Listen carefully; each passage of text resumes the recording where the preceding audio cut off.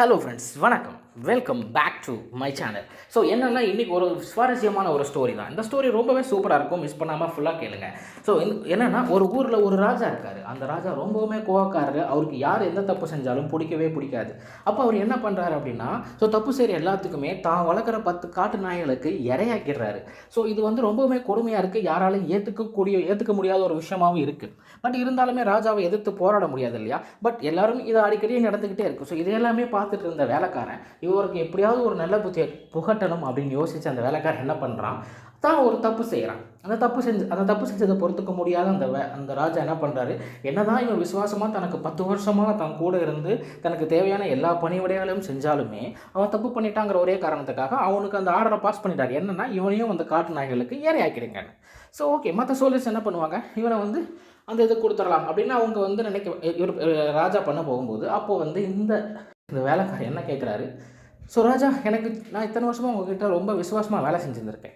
So எனக்கு நீங்கள் ஒரு 10 நாள் மட்டும் டைம் கொடுங்க. நீங்கள் தண்டனையை நிறைவேற்ற வேண்டாம் நான் சொல்லலை, நீங்கள் பண்ணிக்கோங்க, நான் தப்பு பண்ணிட்டேன். ஸோ எனக்கு நீங்கள் ஒரு 10 நாள் மட்டும் டைம் கொடுங்க ப்ளீஸ் அப்படின்னு கேட்குறாரு. ஸோ இதை கேட்ட அந்த ராஜா, ஸோ ஓகே 10 நாள் தானே, எடுத்துகிட்டு போ அப்படின்றாரு. ஸோ கொஞ்சம் ஸ்மார்ட்டாக யோசிச்சு அந்த வேலைக்காரன் என்ன பண்ணுறான், நேராக அந்த 10 நாய்களையும் அடைச்சிருந்த அந்த கூண்டுக்கு போகிறாரு. அங்கே இருக்கிற வேலையாட்கள் கிட்ட சொல்கிறாரு, இந்த 10 நாளும் நான் தான் இந்த நாய்கள் எல்லாத்தையும் பார்த்துக்க போகிறேன். ஸோ நீங்கள் ஃப்ரீயாக ரெஸ்ட் எடுங்க அப்படின்னு அவங்களுக்கு சொல்லிடுறாங்க. ஸோ அவங்களும் நம்மளுக்கு ஃப்ரீயாக ரெஸ்ட் கிடைக்குது அப்படின்னு சொல்லிட்டு என்ன பண்ணுறாங்க அப்படின்னா அவங்களும் அதை கொடுத்துட்றாங்க. ஸோ அவர் அந்த வேலைக்காரன் என்ன பண்ணுறாரு அப்படின்னா, ஸோ அவங்களுக்கு அந்த நாய்களுக்கு சாப்பாடு போடுறது, அதை குளிப்பாட்டுறது, அதுக்கு தேவையான பணிமுறைகள் அத்தனையுமே செய்கிறாரு.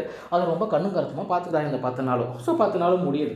ஸோ அதுக்கப்புறம் என்ன பண்ணுறாங்க, தண்டனை நிறைவேற்றணும் அப்படிங்கிறதுக்காக எல்லாரும் இவரை அந்த இடத்துக்கு கூப்பிட்டு போகிறாங்க. ஸோ கூப்பிட்டு போயிட்டு ஸோ மேலே இருந்து கீழே தூக்கி போட்டுடுறாங்க உள்ள. ஸோ இவர் வந்து உள்ளே விழுந்த உடனே இந்த நாய்களெல்லாம் வேகமாக வருது. இவருன்னு தெரிஞ்ச உடனே அந்த நாய்கள் என்ன பண்ணுது, அவர் கடிச்சு சாப்பிடல, மாறா அவர் கால் கடையில் போய் உட்காந்து அவரே கொஞ்சிக்கிட்டு நாய்கள் எல்லாமே லிக் பண்ணும் இல்லையா, இந்த மாதிரி பண்ணிக்கிட்டு அவர்கிட்ட விளையாண்டுக்கிட்டு இருக்குது. ஸோ இதை பார்த்து ராஜாவுக்கு ஒரே பயங்கரமான ஷாக், அது எப்படி இது நடந்துச்சு அப்படின்ட்டு. ஸோ அப்போ இவர் வந்து ராஜா கிட்ட சொல்கிறாரு, ராஜா, நான் இந்த நாய்களை 10 நாள் தான் பார்த்துக்கிட்டேன். ஆனால் இந்த 10 நாள் பார்த்துக்கிட்டதுக்கு இந்த நாய் எனக்கு இவ்வளோ நன்றியாக இருக்குது. ஆனால் நான் உங்களுக்கு 10 வருஷமாக பணிவிட பண்ணியிருந்துருங்க. ஆனால் நீங்கள் என்ன, நான் பண்ண ஒரு தப்பை மன்னிக்க முடியாமல் என்னை தூக்கி இந்த விஷயத்துக்குள்ளே, அதாவது இவ்வளோ பெரிய தண்டனை எனக்கு நீங்கள் கொடுக்குறீங்க. ஸோ கொஞ்சம் யோசிங்க ராஜா அப்படின்னு சொன்ன உடனே அந்த ராஜாவுக்கு ஒரு விஷயம் தோணுது, நம்ம பண்ணது தப்புன்னு புரிஞ்சுக்கிறாரு. ஸோ இதே மாதிரி தான் கைஸ் வாழ்க்கையில் நம்மளுக்கு நிறையா விஷயங்கள் நம்மளுக்காகவே பண்ணுற நிறையா பேரை நம்ம மதிக்கிறதே கிடையாது. ஸோ ஒரே ஒரு விஷயம் தான் கைஸ், உங்களுக்காக ஒருத்தங்க வாழ்க்கையை அர்ப்பணித்து வாழ்ந்துட்டுருப்பாங்க. அவங்க உங்களுக்கு தெரிய மாட்டாங்க.